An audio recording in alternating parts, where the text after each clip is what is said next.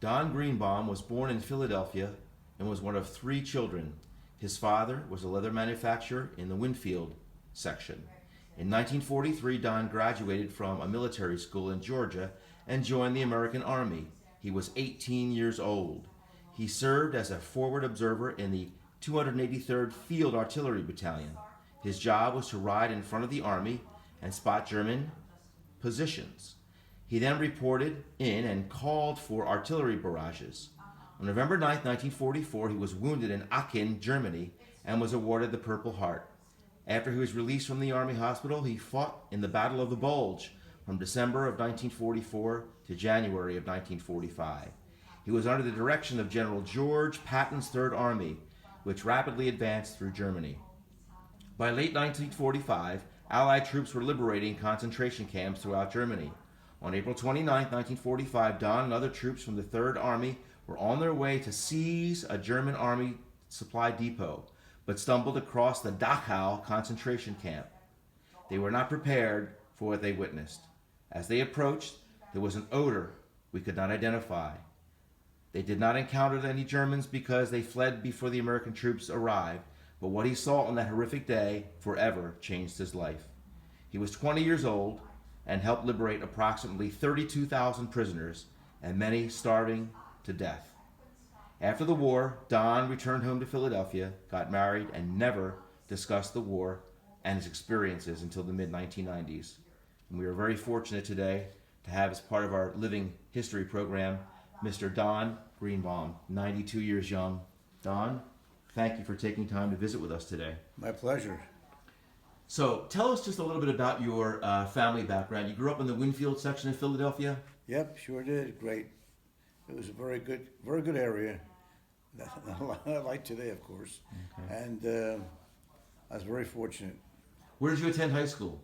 I spent half a year at Overbrook High School and transferred to Riverside Military Academy in Gainesville, Georgia. I see. So, as a Jewish American, were you, once the war broke out, were you aware in any way, shape, or form what was happening in Germany in those horrific camps? Did you have was any information coming back from maybe relatives you had over there? No, not at all. Nothing. When we invaded the concentration camp, we did not know others had already been liberated. There was no internet in those days. And we've never heard the expression death camp or concentration camp. First we ever heard of it. So imagine what we came across. Yes. In 1943, you were 18 years old, and you actually went to a military school in Georgia. Tell us about that.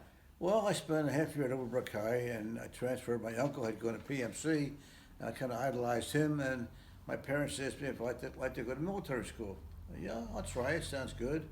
I'm really happy I went. I grew up right there, pretty good, and it helped me in my training when I went in the Army. I already knew how to hold a gun, load a gun, shoot a gun. The only thing I didn't learn in military school that I learned in the Army in Fort Rucker, Alabama, was kill or be killed. That was our motto. So how did it work? You were in this military school, and then when you graduated, were you drafted? I was drafted. Yes. You were drafted. Okay. Yes. Now, you served as a forward observer Right. in the 283rd Field Artillery Battalion. That had to be a very scary job. Well, it was. I was trained at Fort Sill, Oklahoma, as a radio technician. Yes. I became a forward observer. So you rode in front of the Army to spot German positions, and then Exactly. you would call in for artillery barrages. Yes. Yeah, I had a driver, and we drove looking for the enemy. Did you ever come close to losing your life when you were performing those duties?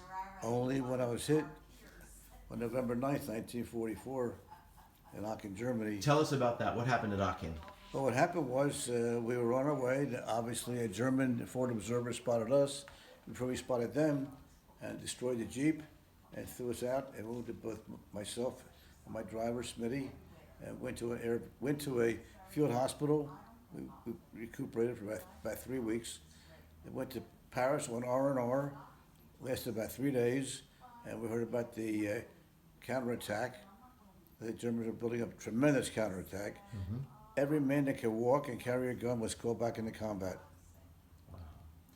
Did you fear that you would lose your life after that injury? I mean, how serious were you injured? You don't think about that. Yes, you know it's not going to happen to you. Right. All around you, it's happening. Yes.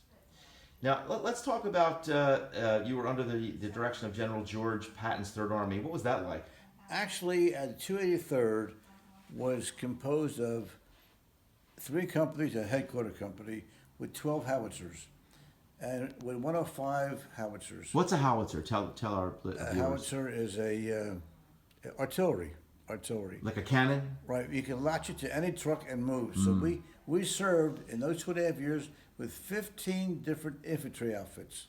Wherever we were called, we went. So we crossed the Rhine twice, and we were sent wherever they needed artillery. As a 105, was very easy to move around. How was it with the guys? Were you truly a band of brothers, like we hear often the band of brothers, that term thrown around a lot? Well, were you guys a band of brothers? Not really, because you met a guy Tuesday, he was gone by Wednesday. Wow. So you never really made friends with a lot of people. How did you deal with that, Don? It was all part of it. I mean, we all felt the same way. We just didn't get too friendly. My 2 best friends have since passed away. We were inseparable. When a chaplain came, a rabbi, we all went to services together. Yes. One was Catholic, one was Lutheran, and I'm Jewish. So if I wrote home to my mother, she'd call the other 2 mothers and read the letter. Okay, so April 29th, 1945, you and other troops from the Third Army were on your way to seize a German Army supply depot, but you stumbled upon We were told. Dachau. We were told on our way to Munich. We were told to turn off and capture and destroy a supply depot which supplied the German army with food, ammunition, clothing, whatever they needed. Never even knowing what it was. We were about a mile outside when this tremendous odor hit us. Had no idea what it was. The guys were throwing up all over the place. We all got sick. We figured the Germans were doing something with gas. We had no idea what it was. And about a half mile later, we came across the boxcars. We knew where the odor was coming from. It was coming from the bodies. The dead bodies stacked up like pieces of wood in the boxcars. Now, you mentioned that Dachau is located maybe 9 or 10 miles from the city of Munich. That's where Hitler first took power, correct? Yes. Mm-hmm. We have some photographs of those. Here's one of the cattle cars or the box cars containing the bodies. And you entered the camp. Entered the camp, not knowing what it was. In fact, there were so many different languages. We had no idea who these people were. They didn't know who we were. Luckily, one of our men spoke Yiddish, which is very close to German, I guess, or Yugoslavian or Polish. Yes. And said, we're American soldiers, came to liberate you. Then they found out who we were. Wasn't it General Eisenhower, who later became our 34th president, Dwight Eisenhower, who actually ordered the press to shoot film footage of the bodies and the carnage? Yes, he did. He definitely did. Why did he do that? He wanted the world to not forget. It was a great, wise thing he did. So this is authentic. Eisenhower was involved there. There are movies showing it, that he was the one who instructed the other officers to bring their men in and march them through the camp. I believe over 200,000 people passed through Dachau and about 32,000 died. When you arrived that day, tell us what you saw. I mean, exactly. You come upon this camp, and do you see living people? When we came in, we saw people behind barbed wire, right, weighing 80, 85 pounds. Living skeletons. Skeletons, absolutely. And we were shocked. We said, where are we? What is this all about? And that's how we discovered that they were prisoners of war, prisoners for the concentration camp. What did they say? I mean, I guess they spoke German or... Well, we couldn't feed them. If we fed them, they would die. So we called back the troops behind us and ordered food, soft food, a lot of medical supplies and blankets. And the odd thing was that we liberated them. Those who left the camp had nowhere to go. They came back to the camp for a place to sleep at least and had some food. And then we went on our way. And a week later, the war was over. I started my trip home. What was your reaction to the carnage, the bodies and the Unbelievable to this day. Yeah. Every liberator will tell you the odor will never leave you. you see many, old film footage of many of the prisoners, dropping to their knees and thanking the soldiers and They kissing did their that. hands. And Yeah, did they you want- experience that kind of effect as well? They wanted to hug us and kiss us and so on and so forth. And they really did. And in those days, on my dog tags, I wore a mezuzah, which is the scriptures on my neck. They wanted to kiss it. I lost it somewhere between those years. But we found out then they were all Jews and gypsies. Don, did you see any German soldiers there? Had the German soldiers already taken off? Had they escaped? Most of them left. They dropped their arms and left. Those who tried to mix in with the prisoners wearing the same type of uniform were identified and killed by the prisoners. So we really at that time initially did not take any prisoners. You couldn't talk about this for many, many, many A years. good 50 years. So- Then I heard on 2020 that it never happened. I called Gratz College and said I want to talk about it, and I started talking about it lightly here and there to small groups. But then my wife wrote a letter to the Jewish exponent explaining that I was in World War II. I had Purple Heart, Forward Observer, and Dachau.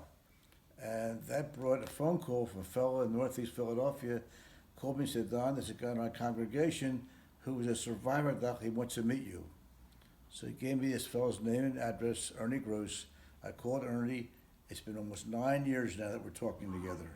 Right. Now you visit schools and you visit Colleges, schools, yes. high schools. Yeah, we go wherever we're called. We go.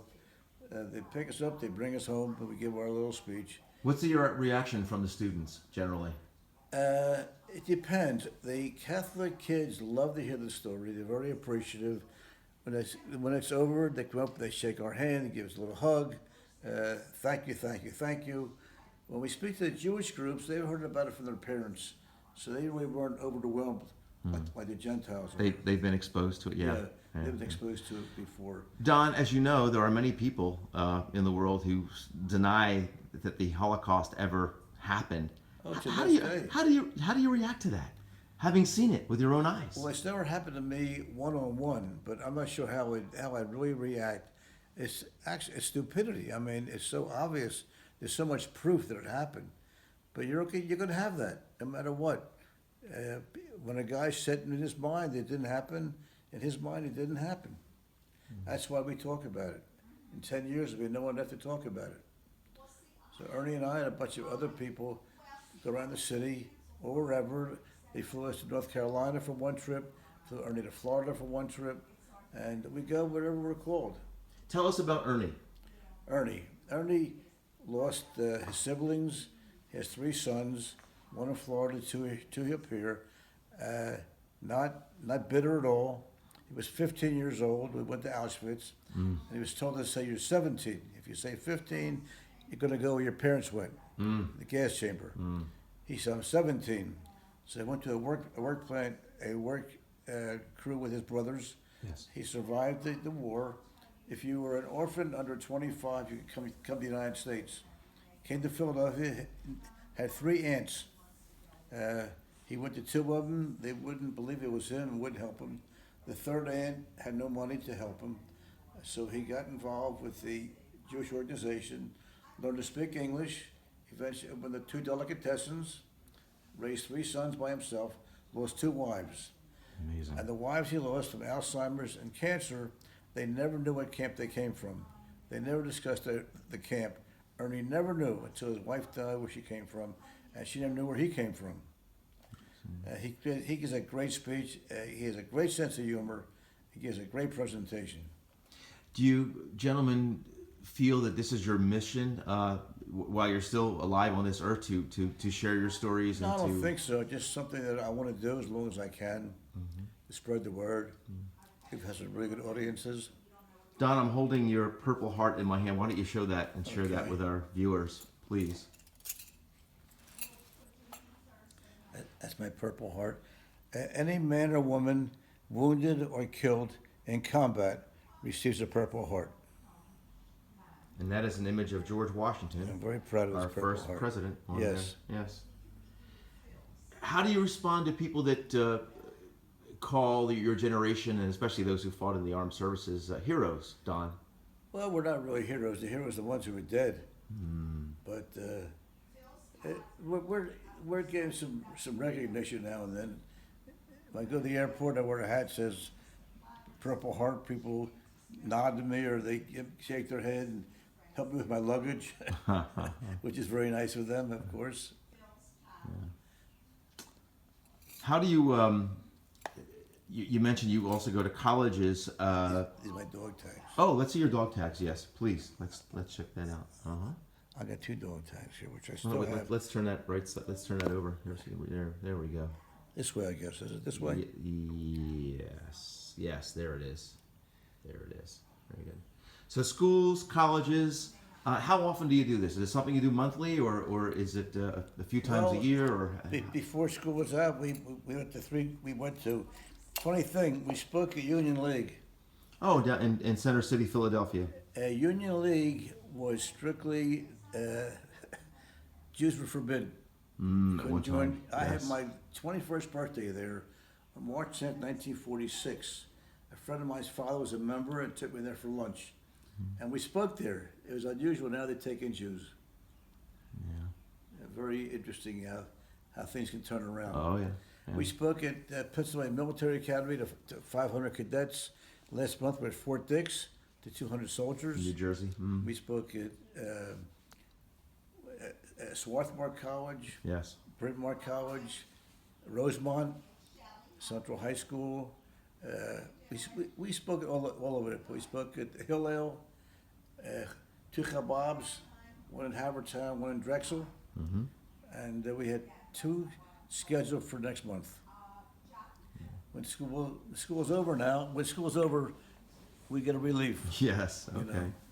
Don, what would you say to young people today who are struggling to find their identity? Maybe they come from troubled backgrounds and life hasn't been so easy for them. They may be down, maybe on their own personal lives, down on the country, down on the system, embittered. What advice would you give to young people today? Well, that's a tough question. It really is. It is, but First of all, will they listen to you? I don't know. Will they sit down and try to inhale what you're telling them about work hard, try to lead a good life, try to get a good job, get an education? It's the kids they're having a very tough time. You know, in World War II, we had no dope or marijuana, things like that. We drank a lot. That was about it. We smoked, of course, but there was no epidemic of drugs that they have now. Today, you can buy on any street corner. So it's a pretty tough job for the kids today. how much do you value your freedom in this American nation Not of only ours? my freedom, but that I can still play golf and I can still work at 92 years old and feel as great as I feel. I'm very fortunate. I have friends of mine who have Alzheimer's. Some can't get out of bed in the morning.